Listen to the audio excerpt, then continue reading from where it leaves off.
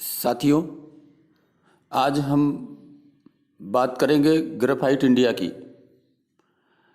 साथियों, आप जानते हैं कि ग्रेफाइट इंडिया का शेयर हाईली रिस्की है, हाईली वोलेटाइल है। अप्स एंड डाउन्स इसका बिहेवियर है। ऑपरेटर्स ड्रिवन स्टॉक है, एक स्मॉल कैप कंपनी है और ट्रेडर्स की पसंदीदा काउंटर है। साथियों, पहले हम इसके डेटा को देखेंगे, समझने की कोशिश करेंगे और फिर अंत में इसकी विवेचना करेंगे। साथियों, हम स्टार्ट करते हैं। अगर आप गूगल फाइनेंस की साइट पे जाएं और इसका मैक्स का चार्ट देखें। साथियों, आप ये चार्ट देख रहे होंगे। इस चार्ट में अचानक इसमें जो उछाल आया, ये साथियों मार्च 2017 की मार्च को ये 112 रुपये के आसपास ट्रेड कर रहा था और अगस्त 18 आते आते ये 1018 रुपये का हो गया। और साथियों, उसके बाद आप देख रहे होंगे कि जो पहला मेजर फॉल है वो मई 2020 आते आते ये 188 रुपये का हो गया और ये दिसंबर अभी करंट में ये 416 के आसपास ट्रेड कर रहा है।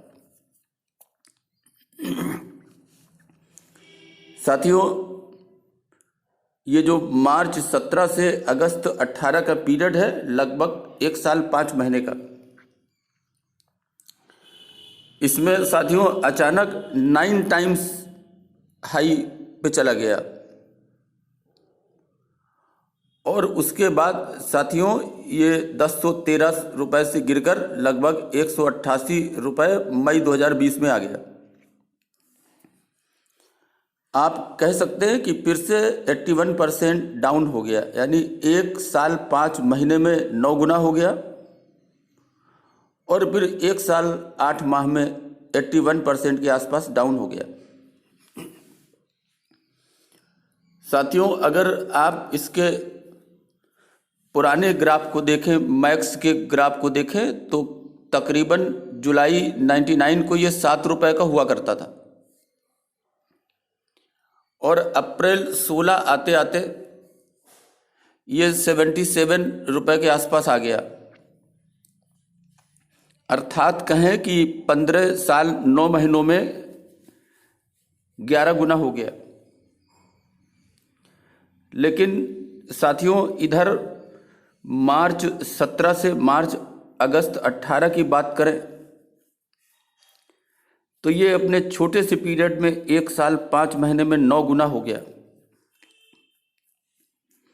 साथियों, ये जो अप एंड डाउन ये जो देख रहे हैं, ये कुछ नहीं है, this is nothing but a story of pump and dump. साथियों, अगर इसके आंकड़ों को देखने की कोशिश करें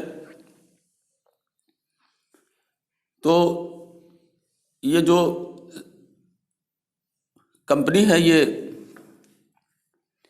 मैक्स में, यानी जब से ये लिस्ट हुई तब से इसने 7192% का गेन किया है।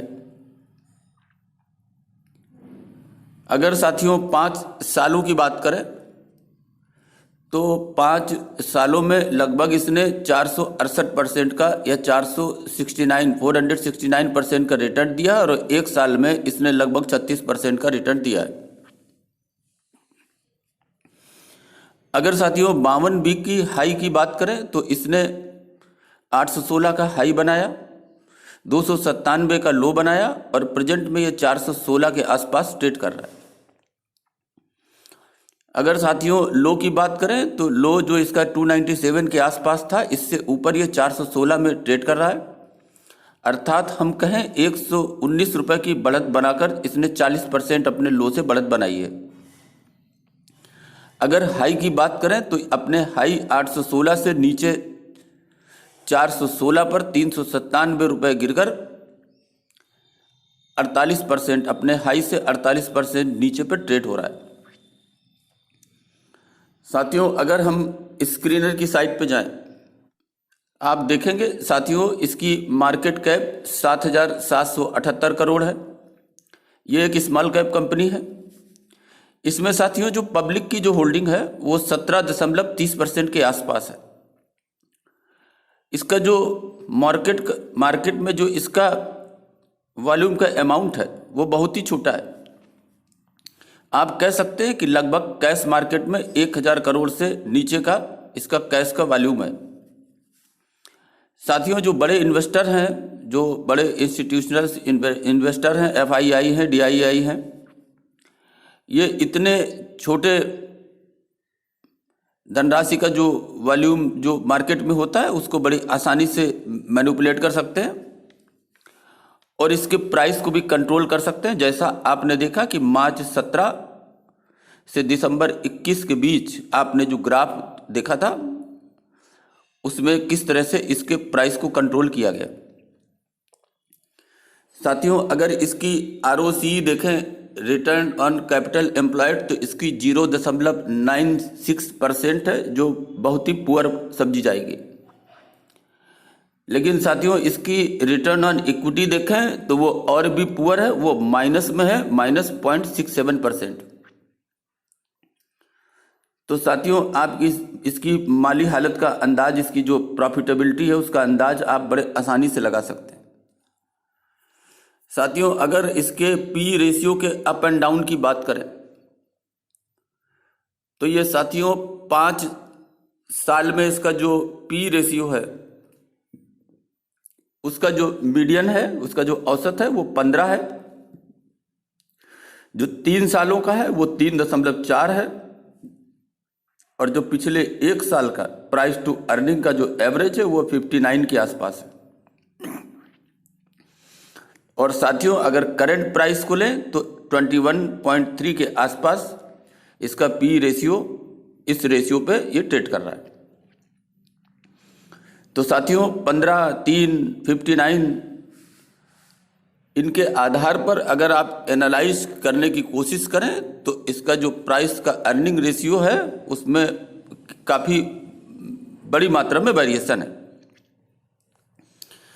साथियों इसके सेल्स को भी देखें तो अगर हम इसके एनुअल सेल्स की बात करते हैं तो साथियों ये 2010 में, मार्च की 2010 में ये 1346 करोड़ था,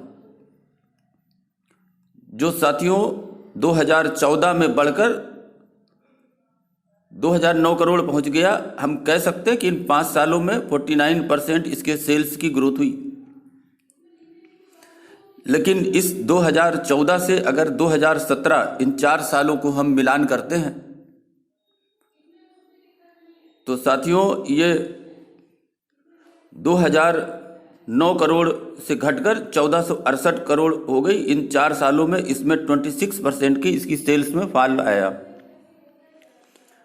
अगर साथियों इस 2017 को 2019 से मिलाने की कोशिश करते हैं तो इन 3 सालों में ये 1468 करोड़ से बढ़कर 7,858 करोड़ यानी 435% का एक काफ़ी बड़ा उछाल आया इसकी बिक्री में। और साथियों यही कारण था कि 2017 से 2019 के बीच अचानक इसकी सेल्स में जो बड़ा उछाल आया उसका ऑपरेटर्स ने फायदा उठाया और 112 रुपए से इसे ले जाकर 1013 रुपए में खड़ा कर दिया। लेकिन साथियों 2019 से अगर हम 2021 की बात करते मार्च की तो साथियों ये 7,858 करोड़ से गिरकर इसकी सेल्स 1,958 करोड़ हो गई, अर्थात इसमें 75% का डिप है। तो साथियों आपने देखा होगा कि 2010 से 2021 के बीच अचानक इसकी बिक्री बढ़ती और अचानक इसकी बिक्री काफ़ी कम हो जाती। अगर इसके नेट प्रॉफिट की बात करें और 2010 में 235 करोड़ के आसपास था नेट प्रॉफिट, जो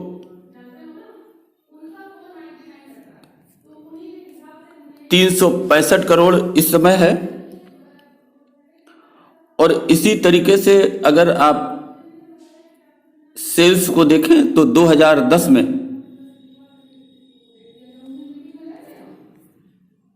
जो इसकी 1346 करोड़ थी,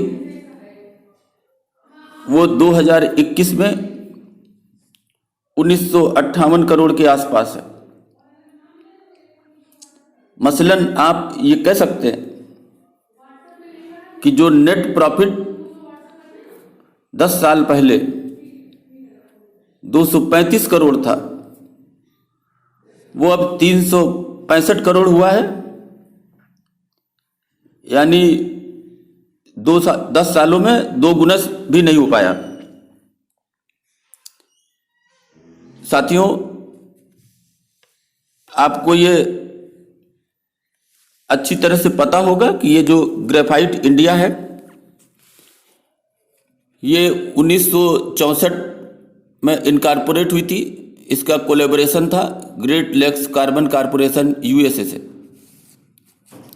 ये ग्रेफाइट इलेक्ट्रोड्स का मैन्युफैक्चरिंग करती है। अगर दूसरे आइटम्स की बात करें तो speciality carbon and graphite, impervious graphites equipment, calcium petroleum coke and carbon electrode paste, glass reinforced plastic pipe, high speed steel and alloy tool steels. और साथियों, इसने एक अपना हाइडल पावर प्लांट भी सेटअप किया है जो कर्नाटका में है, और इसकी प्रोडक्शन कैपेसिटी 18 मेगावाट है। ये साथियों अपने प्रोडक्ट का 65% एक्सपोर्ट करती है ओवरसीज को, और इसका कारोबार लगभग 50 देशों में फैला हुआ है। साथियों, इसका जो ऑपरेटिंग कैश है 584 करोड़ है, इसके रिजर्व 4503 करोड़ है, और इसकी बोरोइंग 277 करोड़ है। अर्थात आप इसे डेट फ्री कंपनी मान सकते हैं। एफआईआई और डीआईआई की होल्डिंग की बात करें तो 17.36% इनकी होल्डिंग है, और प्रमोटर्स का 65% के आसपास स्टेक है। इनका कोई भी शेयर प्लेस नहीं है, लेकिन साथियों अच्छी कंपनी है। लेकिन इसका जो कारोबार है वो हाईली वोलेटाइल है, हाईली रिस्की कंपनी है। इसमें अप्स एंड डाउन्स काफ़ी होते हैं। एक तरीके से हम कह सकते हैं कि ऑपरेटर्स ड्रिवन स्टॉक है। बहुत ही छोटी कंपनी है, स्मॉल कैप की। साथियों, इसका जो बिहेवियर है वो ये है कि आप काफ़ी लोअर लेवल पे इस पर इंटर करें, और जब ये हायर लेवल पे जाए तो निकल जाए। साथियों, ये ट्रेडर्स का बहुत ही प्यारा स्टॉक है, और इस प्रकार के जो रिस्की स्टॉक है, बहुत छोटी कंपनी है जिनके प्राइस को ऑपरेटर्स आसानी से मैनेज कर लेते हैं। ऐसी कंपनी में जो छोटे इन्वेस्टर्स हैं जिनकी पूंजी काफ़ी कम है, उनको निवेश से बचना चाहिए। अभी के लिए बस इतना ही। धन्यवाद।